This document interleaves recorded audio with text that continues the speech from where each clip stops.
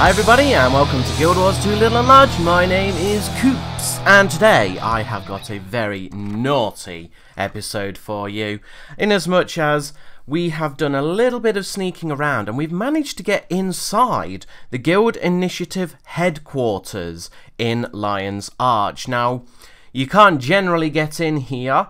I will just say, just so I don't get banned from the game, we did not do any void leaping to get in here, although I'm not going to divulge how we got in here, not publicly anyway. So of course you're all dying to know what is in here. I know I was when one of my friends, I shall say, who will remain unnamed, they actually managed to get in and they helped portal a few more of us in. I wanted to know what I could find in there. I was thinking, oh, you know, maybe there's some nice lore stuff in there. As you all may know, I've just recently launched my lore series, so anything taking us forward in time or, you know, being able to guess what's going on will be absolutely fantastic for me and by extension for you guys, because I can then put it in a video and you can learn things that you didn't know before. So I will go through and I will show you some things that I found, which I found very interesting. So first and foremost, I found this. Yes, blueprints to Maccas Landing in Lion's Arch. I will show you on the map whereabouts that is, just in case you've been living under a rock and you don't actually know what I'm looking at. Now, although the text is illegible, you cannot read it. I have tried zooming right in, and it's just a big massive blur. And it will most probably be written in Tyrian anyway, so unless you get the Tyrian font and try and translate it that way, you might be there for a while. But looking at the image in the top right, it looks as if there is some sort of mechanism to Maccas Landing. Now this could mean any number of things, but I always thought, you know what, it's just a pretty little house type, structure type thing. It's just basically a pretty dock. But these blueprints actually make me think, well, you know what, it could actually be some kind of weapon, some sort of like defense mechanism for any attacks. I mean, we've seen plenty of weapons that have been added to Lion's Arch, like cannons and whatnot. But it may be possible that Maccas Landing could also be part of that defense. And this blueprint could be absolutely anything. I mean, it could just basically be, you know, it rotates, or it could be absolutely anything. But it is something to consider for the future, that maybe it's a weapon, or it's more than just a structure. It has a mechanism. It could be something important, and we may see that in the future. I do believe that Lion's Arch will be attacked again. And I do believe this time we will defeat whatever it is that is attacking us, just to show Lion's Arch's might and how great it is now. So we may see that Maccas Landing does actually do something in the future. Now, moving on from that, there are lots of pictures that are hung up on the wall all over the building. Some of which I don't actually recall seeing, but then loading screens you don't really pay attention anyway, so I could be wrong. But there are quite a few all over the place, and I'm like, I don't recall seeing that, and I do wonder, is that a sort of, this is what's to come? Maybe we'll see these loading screens in Heart of Thorns, or, you know, for some other events. I don't know, but I will show you those pictures. Flashing up on the screen now, just as a little collage. Now it's this next little discovery that really piqued my interest, for the simple fact that, looking on your screen now, there are 3 maps. Now, as we know from Guild Wars 1, those who played, there are 3 continents in Tyria, the planet of Tyria. There is Alona, there is Cantha, and there is Tyria, the main continent that we are on now. Also the name of the planet, it's very confusing. But anyway, I found in this room 3 maps. Now at first glance, this is seemingly completely uninteresting to everyone. But if you pay attention to the middle map, which is Tyria, if you look down to the bottom in the middle, that is ore, and ore has been risen in that map. which leads us to believe that these 3 maps are the latest known maps of the world of Tyria. So therefore, if we look, Cantha and Alona seem to have not been affected in any way, continent-wise, since Guild Wars 1. However, a little bit of a backstory for you here, a little bit of extra lore outside my lore series. A long time ago, Tyria actually lost contact with Cantha and Alona, and they kind of shut themselves off to the people of Tyria. So this could literally just be the last known maps of those continents, which are basically Guild Wars 1. However, you have to wonder, why have they actually put these up on the wall? Isn't that a bit of a tease? A bit of a like, haha, here's what you could have won. I'm thinking, why would ArenaNet go out their way to actually stick the maps on the wall? My hope is that sooner or later, we may actually get to go back to Cantha or Alona. This is my hope, my sincere hope, but I highly doubt it. It wouldn't be the first time that ArenaNet have dangled something in our face and gone, but you're not having it. Another dick move from ArenaNet. Whether I'm right, whether I'm wrong, I don't know. Your guess is as good as mine, but I'm hoping, I'm holding out for a hero. No, I'm not. I'm holding out for a hope that maybe one day we will be able to go back to Cantha and Alona. Now, no sooner than looking at the maps, I then noticed something which would have been very easy to miss. On the table behind me, there is another map of Tyria, but this time it was before the Rising of Ore. So it's the original old Guild Wars 1 map of Tyria, and it's got a lot of lines drawn all over it. What could this mean? Now, obviously some scholar has been, drawing lines on this. There are no NPCs in this building. However, I imagine that one day we will actually gain access to this building, and the NPCs will be put in. I found a table with food on it, and if you listen to the background music, you can hear people talking and things clattering and whatnot. So, I'm hoping that's not just ambient sound from the entirety of Lion's Arch, and that it is, subject to that little area. So hopefully at some point NPCs will be put in there, and it will give us a little bit of an explanation as to why this map has lines all over it. Now, if you look carefully, you can see that there is like a cross section over the Ring of Fire. So this may have something to do with the Massat and their activity, because there is a lot of crosses over the Shiver Peaks, where they were quite prominent in Guild Wars 1. It could be due to ley lines, for example. We know from experience with Scarlet that she had some dabblings with the ley lines. So they may have just moved Scarlet's map here, and we'll have a scholar looking into what she was looking at and how she figured out where the ley lines were. Or perhaps it is something to do with the dragons. Or it could have something to do with something that I would like to discuss next, the Bloodstones. Now, another little lore lesson for you. For those of you who don't know what a Bloodstone is, the Bloodstone is basically what gives the people of Tyria their power. The Elder Gods, before they left Tyria, they put their powers into the Bloodstones. They sealed it with King Jorik's blood, and then they cast the 5 stones which hold the powers of each of the classes, and they sealed those stones inside a volcano on the Ring of Fire Island. So that's where the crosses actually cross over. So it could well be that this map is showing where the Bloodstones are, or potentially where they could be. Now, we know from lore that the Bloodstones, or the volcano that held the Bloodstones, erupted, and the stones were actually flung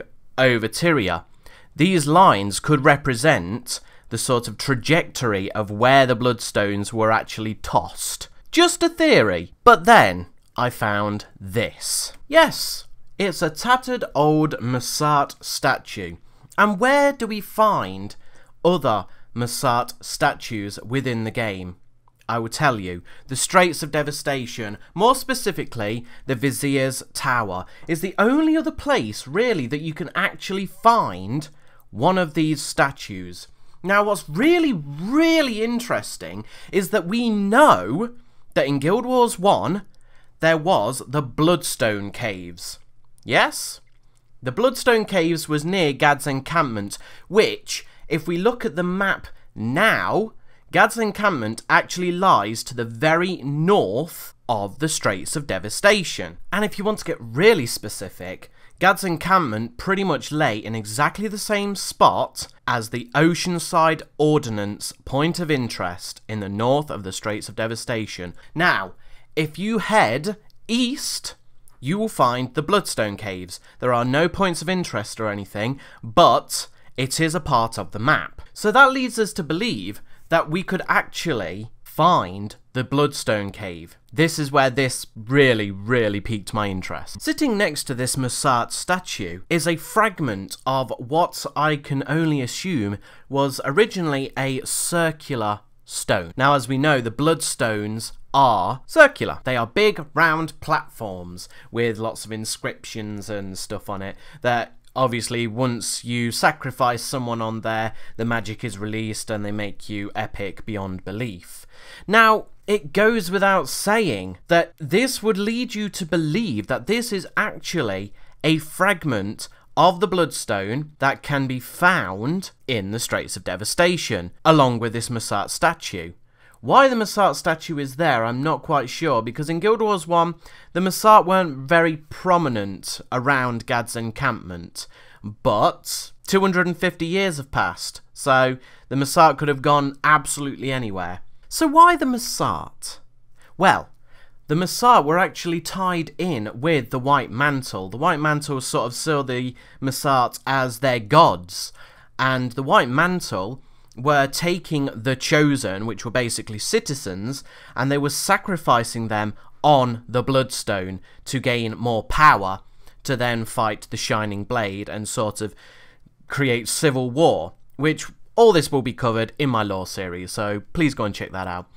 So this is why the Massart were actually interested in the Bloodstones. Now, in Guild Wars 1 we actually found two Bloodstones. We found one in the Maguman Jungle, and we found the one in the Bloodstone Cave in Eye of the North. So it stands to reason that we've only just entered the Maguman Jungle, and although maybe people have been there for a lot longer than we have, we know from trailers for Heart of Thorns that we meet a new race. This new race have a striking resemblance to the Massart, just with better graphics than Guild Wars 1. So it would stand to reason that the Massart and the Bloodstones are kind of tied together. So this could even be from the Maguman Jungle and not actually from the Bloodstone Caves. Either way, it is so possible that this could actually be a shard of a Bloodstone. Now the big question is, what relevance does that have to the current story in Guild Wars 2? Well, I don't know. As simple as that. I haven't got a clue. I have no idea what relevance the Bloodstones have, because it's all about the dragons. Perhaps that we are going to find the Bloodstones, and we're going to use the power of the Bloodstones to conquer the dragons. Maybe it's something that Massart actually want us to do. Maybe that's why they ally with us. They need us to help them locate the Bloodstones. And as we already know, or think, we may actually already have fragments of the Bloodstones. So they're going to need us to hand them over. This is all purely theoretical. I have no idea whether any of this holds any truth, but, you know, I'm just getting overexcited. I've found some really cool, neat stuff in this building, which may give us clues for the future of Guild Wars 2 and what's yet to come. Anyway, that is literally all I found within this building. As I say, there's no NPCs and there's nothing really to interact with, so all you can really do is look around, see what's there, and make educated guesses from there. Not that I'm very educated. But please don't stop the video just yet, because we actually managed to get ourselves into the vault within Lion's Arch as well. And within this vault, we found something pretty interesting. In the very bottom level of the vaults, behind several locked doors, we found a bunch of crates. And hidden behind those crates is an Azuran gate.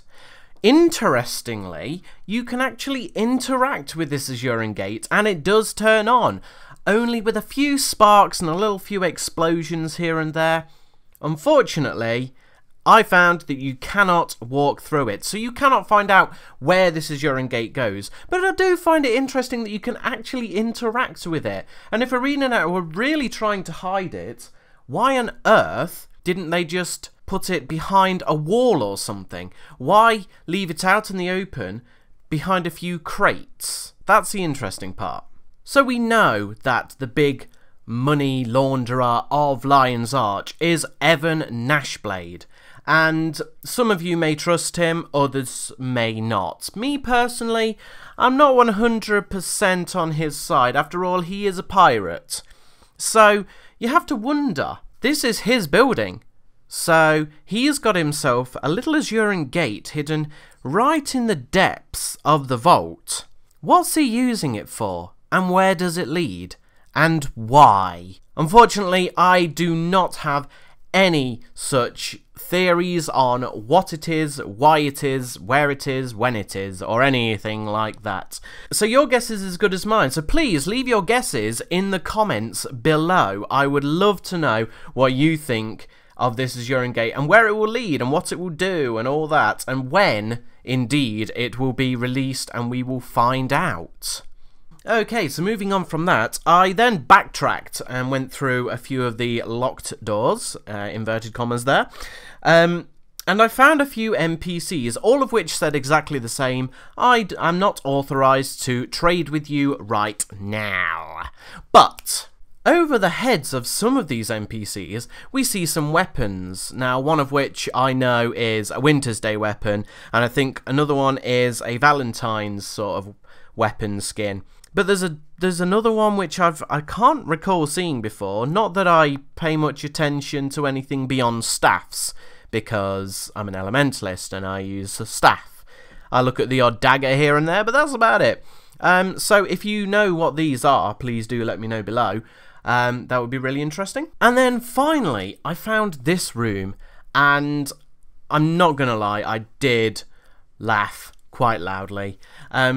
There is a few weapons in the center, which if you interact with, as you can see, you just get the error codes, if you like, or I'm not sure what they are, if they're product codes for ArenaNet or whatever, but they're just codes. But the most interesting part is you've got two NPCs at the back of the room, and they are cowering, and there are these chests, like monster chests, and they are bouncing around the room. They look so cool. They've got little tongs which are actually carpets. They've got eyes, and there's one totally hyperactively jumping about, one a little bit slower, which you can see now on the screen. I do honestly believe that these will have something to do with the coming Halloween event. So hopefully this room will be opened up to us and we can actually walk in. Maybe we get some sort of blaster like we did with the Karka, where you can go around and you just shoot them and save the day and all that.